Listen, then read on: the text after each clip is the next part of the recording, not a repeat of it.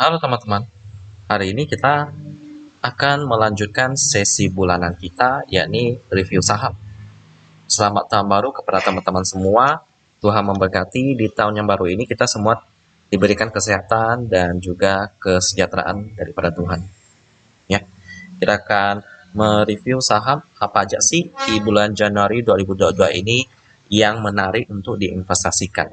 Ya, bagi teman-teman yang sudah pernah melihat video saya sebelumnya, pasti tahu cara apa yang saya pakai untuk membuat watchlist saham bulanan saya. Pertama, saya akan masuk ke iPod Go ke stock screener ya. Lalu setelah itu saya akan mengatur Annual Pair lebih besar atau sama dengan 0 kali. Lalu langsung aja yang lainnya di skip aja lalu search. Lalu muncullah listnya ya. Di show ini kita atur ke all supaya tampil semua, lalu klik ini lagi pada annual. Dapatlah list daripada saham-saham dengan pair yang cukup menarik ya. Yang P ini kita tidak ambil ya, karena P ini sepertinya saham yang sudah tidak tidak ditradingkan lagi, dalam artian lagi kena suspend. Jadi kita ambil dari sini aja, kita tarik sampai pair annualnya yang minimal 10.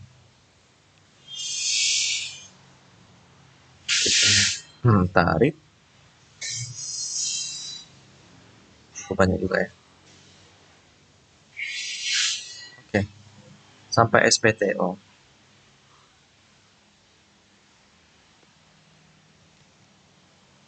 Oke, SPTO ya. Oke, habis itu kita akan copy pastekan ke dalam Excel ya. Ada tidak?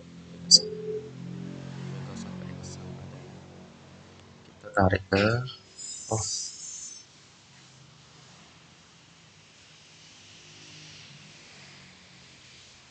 Microsoft Excel. Besok kita paste di sini teman-teman. Oke. Kita bentuk kayak gini ya, biar lebih mudah lihatnya. Oke. Dapat, lalu setelah itu kita kontrol paste, kontrol V, dan dapatlah listnya. Setelah kita udah dapat listnya, kita list namanya sesuai dengan abjad ya, biar nanti lebih mudah.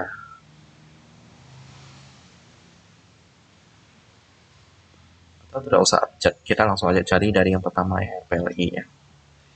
Oke, jadi gitu aja sih. Setelah kita udah dapat list watchlistnya, sekarang kita akan melihat dari sisi profilnya, lalu setelah itu fundamentalnya, keuangannya. Kalau udah lulus, lalu lulus turnover, liquidity-nya, maka saham tersebut layak untuk dimasukkan ke watchlist saya ya. Yang pertama kita akan lihat RPLI. Oke, karena kita memerlukan banyak tab, maka apakah bisa 3 tab ya di sini? Saya coba dulu teman-teman. Sepertinya tidak bisa ya.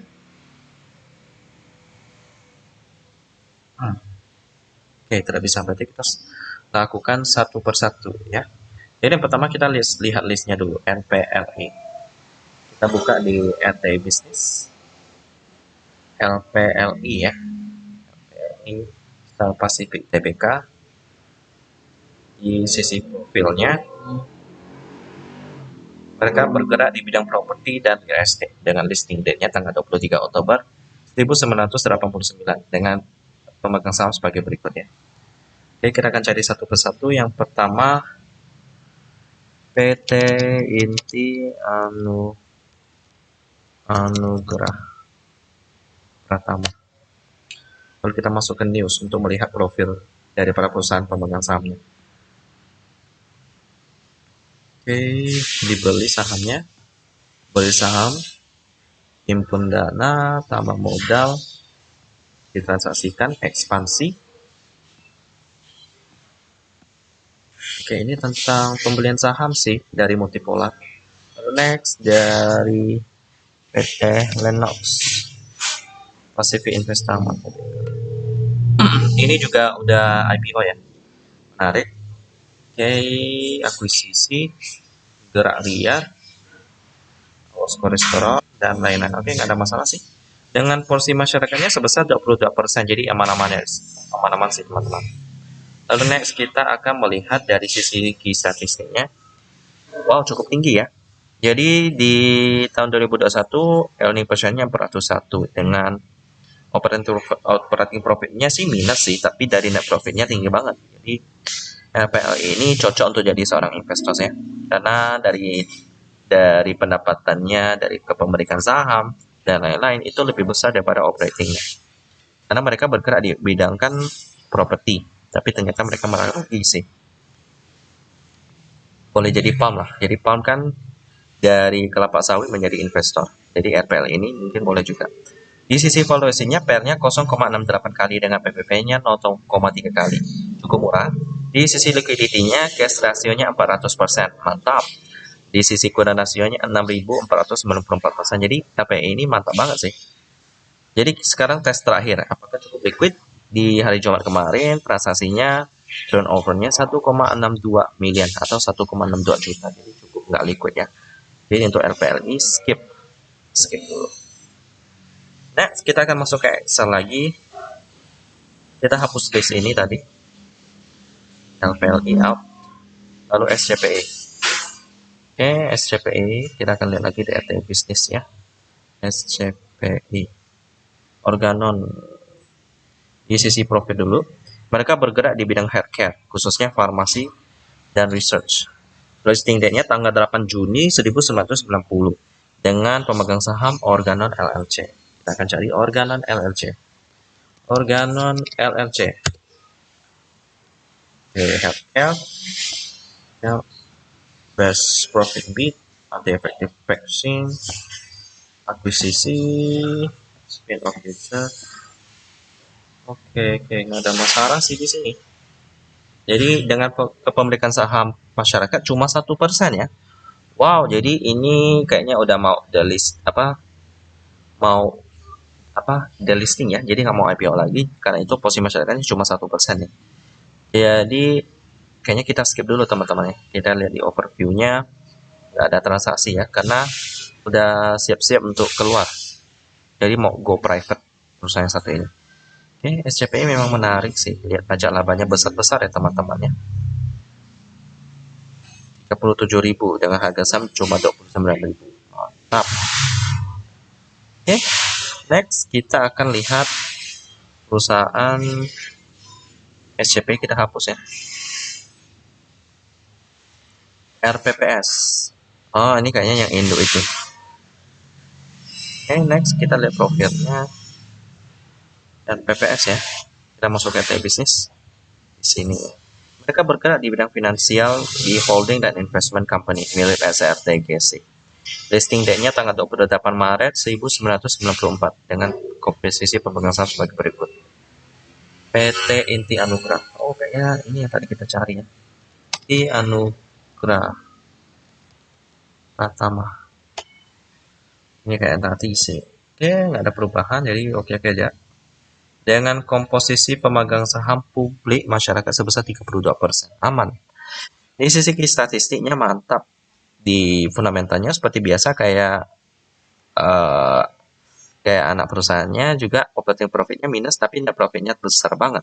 Di sisi valuasi PER-nya 1,17 kali dengan PBV-nya 0,23 kali. Profitability-nya operating profit margin pasti minus tapi net profit margin-nya besar banget ya. 137.860%. Dengan liquidity-nya cash ratio-nya 84.794%. Dengan kurang rasionya sebesar 911.578%. Dan mereka belum pernah bagi dividen sih. Nah, sekarang tes terakhir, apakah cukup liquid? Di sisi turnover-nya 98 miliar, jadi nggak liquid ya. Jadi skip dulu RPPS ini. Kita hapus dulu di Excel. Oke, lalu kita masuk ke DIVA ya. DIVA distributor voucher Nusantara TBK ya. Oh, naik tinggi kemarin ya. Kita akan masuk ke slide profilnya, mereka bergerak di teknologi khususnya software dan IT service. Listing date tanggal 27 November 2018, masih baru-baru sih. Dengan komposisi pemegang saham sebagai berikutnya. Oke, karena pemegang sahamnya cukup banyak, kita akan ambil hanya yang memiliki komposisi saham lebih dari 10% ya. Jadi ada 3. Pertama, kita cek dulu PT Asuransi Jiwa Kresna. Oke, diputus pilot. Oh, ini bahaya sih. Pilot. Jual saham pilot. PKPU Kresna batal. Pilot.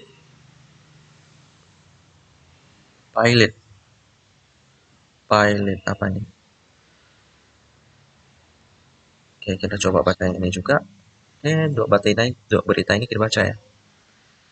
Tok Kresna diputus pilot, terus nasabah gimana? Oke, dikabulkan, pilotnya dikabulkan.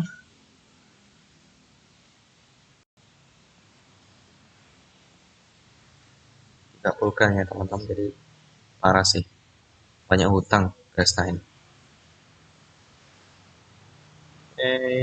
Jadi salah satu pemegang sahamnya kena kasus pilot. Next, kita baca di sini. Setuju damai. Dipertanyakan. Oh ya, ini berita yang ini tahun Juni ya. Ini Juni, tapi yang ini Agustus. Oh, ini yang lebih baru. Oke, jadi agak bermasalah sih teman-teman. Jadi untuk DeFi ini kita skip dulu ya teman-teman ya. Karena salah satu pemegang sahamnya kena kasus pilot. Udah berbahaya kalau kita investasi ke DeFi ini. Takutnya kena suspend. PKPU batal, kita coba baca yang ini. Ini yang terbaru ya. Ini tadi yang bulan September.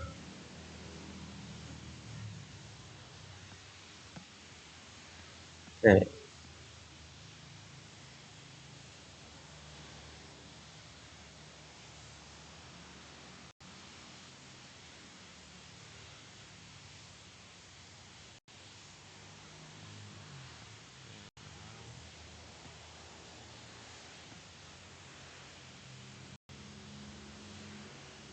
Kita kembali.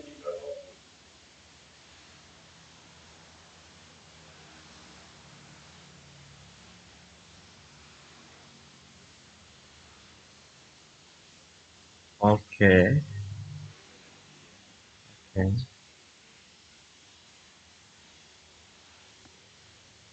Jadi perkembangannya masih berkembang ya, belum ada kepastian yang benar-benar solid. Jadi untuk DeFi ini kita skip dulu ya teman-teman ya. Meskipun cukup menarik sih kalau dari sisi fundamentalnya. Ya tapi apa boleh buat? Apakah mereka pernah bagi dividen? Nggak pernah. Dan juga turnovernya cukup besar. Tapi tetap kita skip dulu. Lalu next kita akan melihat list yang selanjutnya yakni Cepro ya.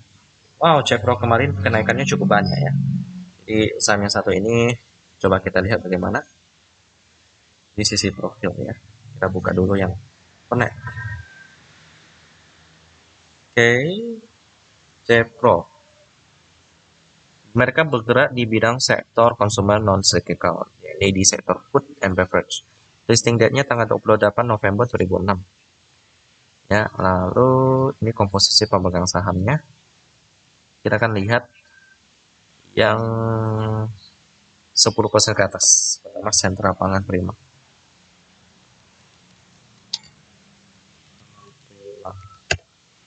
Oke, dapat suntikan modal. Baik. Budidaya udang. Genjot bisnis makanan anjing dan kucing. Repot akan kucing. Oke, aman-aman aja sih. Oke, pemegang saham pertama aman, lalu UOB Kaihian.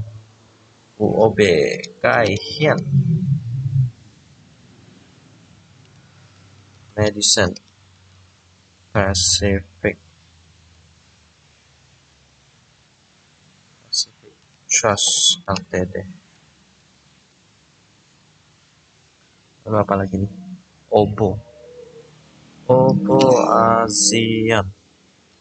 Wow. Ltd. Panjang banget ya. Wow, nggak ada ya. Oke, jadi kita skip aja karena nggak ada beritanya. Lalu kita masuk ke UOB Kay Hian PT Ltd. Ada ya? Bisa terdebak apa nih?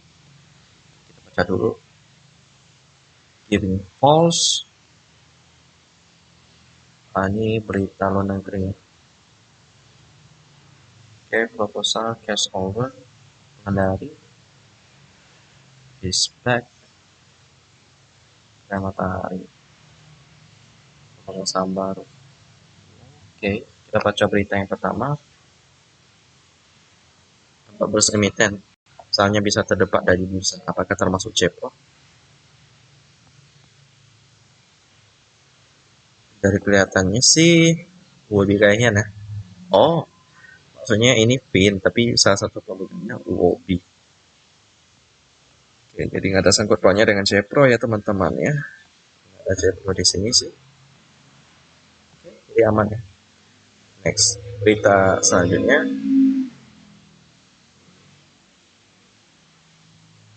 Masih diproses. Lama juga ya. Oke, kayaknya karena internet ya teman-teman. Oke, udah mulai diproses.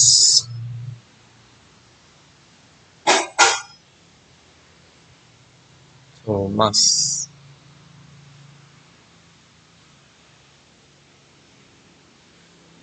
It's honesty. Ketidakjujuran ya teman-teman. Jadi kayaknya beberapa employee-nya kena hukum. Oke, gitu-gitu aja sih. Lalu next, pemegang sahamnya udah dengan komposisi pemegang saham 19% ya. Lalu sekarang kita akan lihat statistiknya. Di statistiknya CEPRO ini. Di sisi fundamental, operating profitnya lebih kecil daripada net profitnya. Jadi cukup kurang sehat operatingnya. Di sisi volasinya PR-nya 2 kali dan PBP-nya juga 2 kali ya. Wow, CEPRO ini mantap ya. Di operating profit margin 9% dengan net profit margin 35%. Lalu di sisi cash ratio-nya 9% dengan QI ratio-nya 43%. Dan sayangnya QI ratio-nya pun cuma 92%. Jadi utangnya cukup besar CEPRO ini. Jadi kita skip dulu. Oke. Wow, sampai saat ini belum ada saham yang menarik ya. Tapi tenang, list selanjutnya saya cukup positif, bagus ya, SRTG. Oke, kita langsung masuk SRTG. By the way, untuk video yang satu ini kita akan bikin per part ya teman-teman ya. Jadi nanti kita akan review dari 1 sampai 10. Nanti kita bikin part yang lain dari lain-lainnya. Jadi untuk part yang pertama ini kita review sampai serial ya. Kita lanjut dulu masuk ke SRTG. Di profilnya mereka bergerak di bidang finansial dengan holding dan investment company ya. Sama seperti tadi perusahaan yang kita bahas sebelumnya, LPPS ya, juga sama. Mereka listing tanggal 26 Juni 2013 dengan komposisi pemegang saham sebagai berikut. Oke, yang pertama Edwin ya. Ini kayaknya salah satu daripada saudaranya ada kena kasus ya Edwin ini. Kita pernah bahas sebelumnya bagaimana koko daripada Pak Edwin tersangkut kasus yang banyak seperti korupsi dan lain-lain. Oke, Robdana. Mau right issue ya SRTG ya? Oh, saya baru tahu sih. Coba kita lihat di right issue. Oh, nggak ada beritanya sih. Mungkin sebentar lagi ya. Bakar lauk. Oke. Nah, ini kita coba baca MDK. Salah satu portfolio daripada SRTG. Oh, ini. Iya, ngerti. Belasan tahun. Harga saham. Jual tanah air. William Sojaya, pendiri BDS. Ini ayah daripada Pak Edwin. Rajin melintir, Raffi Ahmad. Oke, gitu-gitu aja sih Pak Edwin. Kita baca yang satu ini. PSAB, lunasi utang ke BNI. Oke, PSAB lunasi utang ke BNI singkat dengan mereka selesai. Menyatakan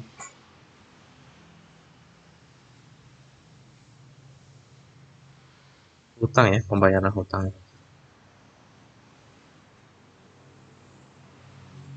Oke, pembayaran hutang.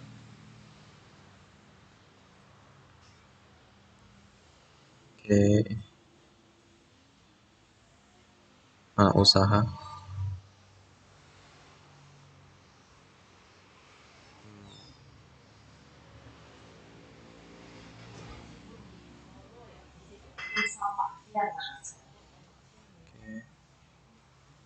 Untuk menyampaikan pemberitahuan penyelesaian pengakhiran atas perkara di SRAC Singapore International Arbitration. Arbitrasi itu apa ya? Coba kita cari. Arbitrasi adalah penyelesaian perkara atau sengketa yang melibatkan pihak ketiga yang dianggap netral. Kasus apa ya ini ya? Kok bisa sampai ada kasus hukum?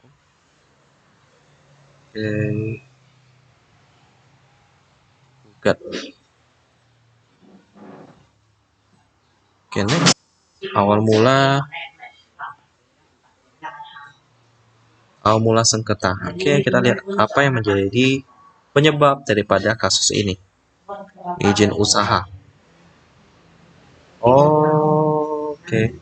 Dia kan memiliki izin usaha di pertambangan IUP Pani. Sedangkan kontrak karya blok Pani dipegang oleh GPSAB ya. I see. Jadi kayaknya ada salah paham nih, salah data di sini. Oke, next.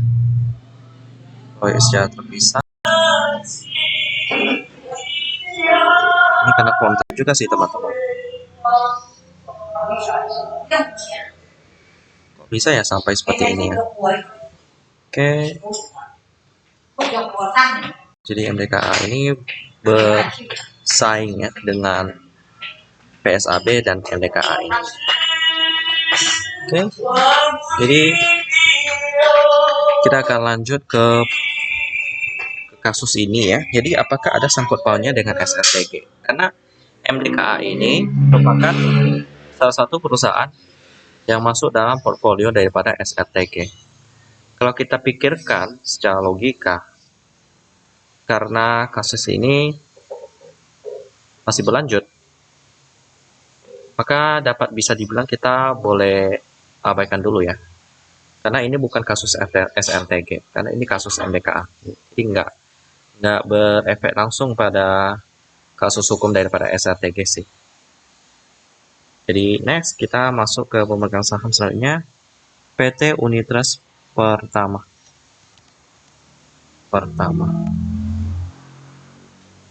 Cuan. Kalau tegas KPPU denda perusahaan ini dan kena denda 1 M. Astra. Berita bisnis. Kamu. Oke, aman. Oke, paling ini aja kena denda ya. Strategi ini kita pernah bahas di video sebelumnya, tapi kita bahas lagi ya teman-teman ya. Jadi jangan bosan, kita lihat lagi. Menghukum SRTG sebesar 1 miliar. Keterlambatan permintaan atau notifikasi atas pengambil alihan saham yang dilakukan atas PT Wanabati Sukses Bendara. Ya, jadi nggak dikasih tahu kalau mereka mau mengambil alih perusahaan tersebut.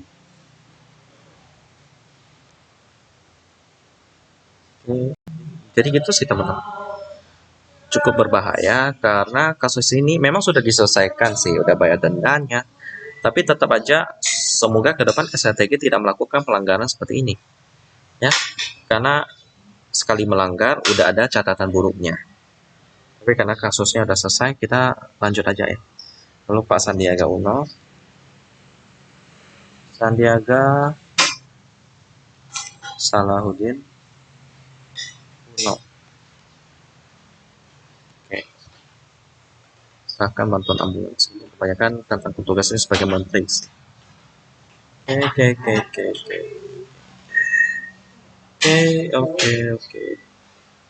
tidak ada masalah. Jadi dengan posisi kepemilikan saham publik sepertinya sebesar 12% ya.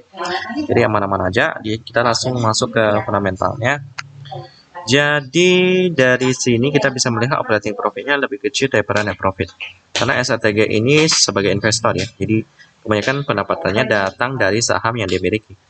Di sisi valuasi PR-nya cuma 2 kali, mantap ya, dengan PBV 0,8 kali.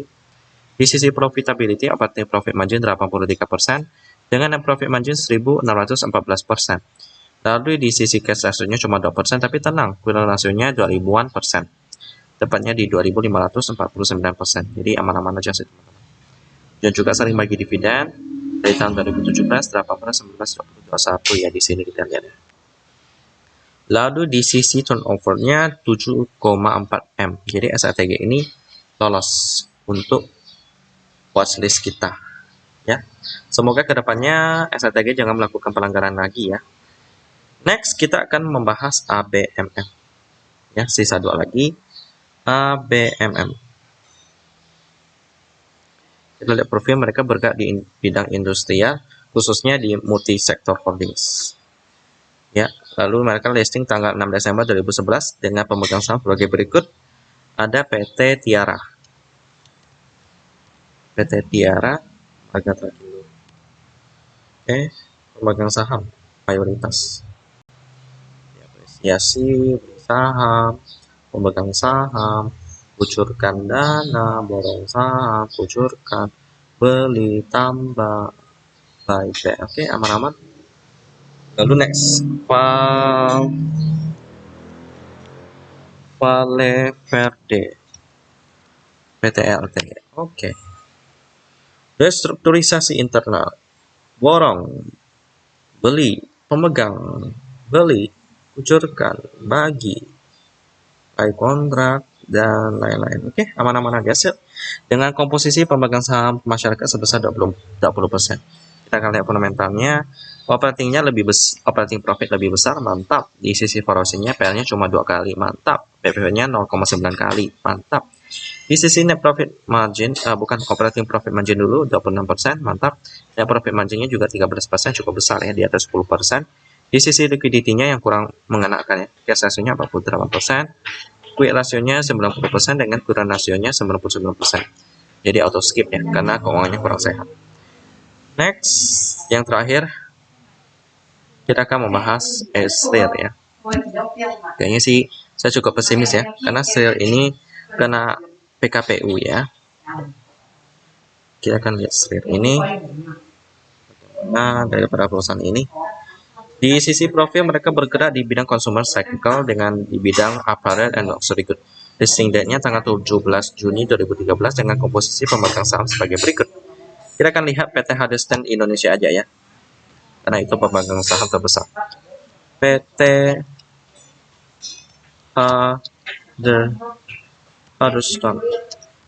Hardestan Indonesia.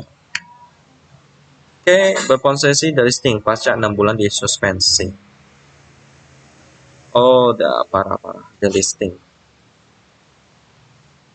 Ini tahun 2020 ya. Videonya. Delisting pakai syarat saham baru. Ini beritanya lama 2017. Oke, jadi pemasok tas kain bansos. Oke, jadi ini kita baca yang satu ini, berpotensi delisting. 6 bulan disuspensi. Kenapa mereka disuspensi? Itu yang patut dipertanyakan. Ya. Oke. Kenapa mereka kena suspensi? Karena mereka merekami kondisi atau peristiwa yang secara signifikan berpengaruh negatif terhadap kelangsungan usaha, baik secara finansial atau secara hukum. Oke, jadi SRIR ini kita skip ya teman-teman ya. Karena ya seperti kita tahu, mereka kena suspense. Jadi itu sementara itu aja sih part pertama teman-teman. Jadi cuma ada satu pemenang, yakni SLTG yang cukup berhasil untuk menarik hati saya masuk ke watchlist saya ya. Demikian dari part pertama daripada video review saham bulan Januari 2022, dan kita ketemu lagi di video selanjutnya.